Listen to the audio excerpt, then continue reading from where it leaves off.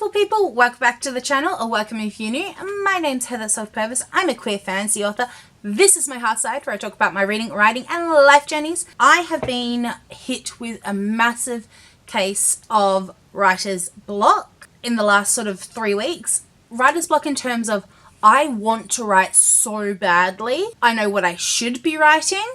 I should plow through it. I have outlined everything and it's just not happening. So I sat back and I reflected on my thoughts, feelings and opinions, and I've come to discover on the spectrum of pantsing to plotting where I actually sit. This is just a quick video to actually let you know writer's block sometimes is innately different. So I would love for you to come hang out with me. That's why you have your cup of coffee, tea, drink, whatever, while I chat to you.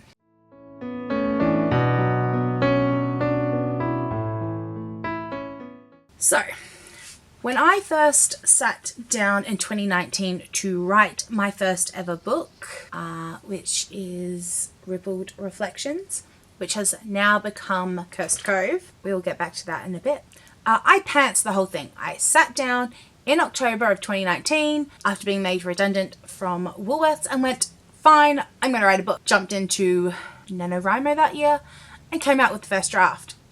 That was a hodgepodge of mess, which then stemmed to my long fight I have been having with editing. I then have tried really hard and I've watched people that can have big, elaborate, amazing stories written on how to get to that point and how everything works out. To the point where I have gone the complete opposite way, where I can tell you everything about my characters and I can tell you everything about my plot to the point of scene by scene cards.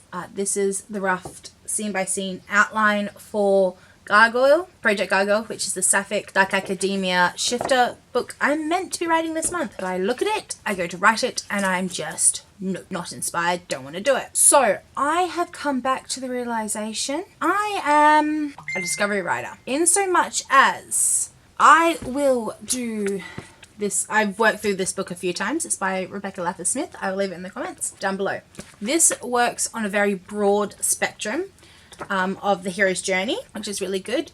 This one is for Project Hollyborn that I'm working on, which is the Sapphic Enemies to Lovers Dark Romantasy standalone, worked on soon. So I know about my characters vaguely and how they work on each other in terms of story, so my antagonists and stuff, and then the big plot points for the hero's journey, and then working on to how I like to plot out my story. I'm not doing scene by scene, because I think that gets to the point where I know the story now. I don't need to now write the story. I'm not inspired, I don't enjoy it. Doesn't mean I'm going to love the idea of editing stories. That is in and of itself its own battle. But that does lead me to how I'm going to outline from going forward and seeing if I can get over my writer's block. And that is chapter by chapter. Of all these chapters that I want to write and what needs to happen in order to make sure I hit the right beats in the story, that is how I'm overcoming the outlining and the plotting. It will still be character of sort of what they look like and stuff. I get to have that rough idea because that's fun, but that is how I'm getting over my plotting. World building, I think, is also going to be one of those things where once I've got the first draft down, I can go back in and start world building more in depth and intricately after that point, once I know the story and flesh them out, which will also hopefully help me go from being underwriter to an overwriter, so I can know bits and pieces and ensure it works. But with that being said, I will also be looking at terms of timelines, because timelines and making things work needs to be in terms of the forefront. With that being said, I will actually be applying my new process of brainstorming and plotting and preparing a project before writing the project with Project Hollyborn, which is going to be my Enemies to Lovers Dark Romantasy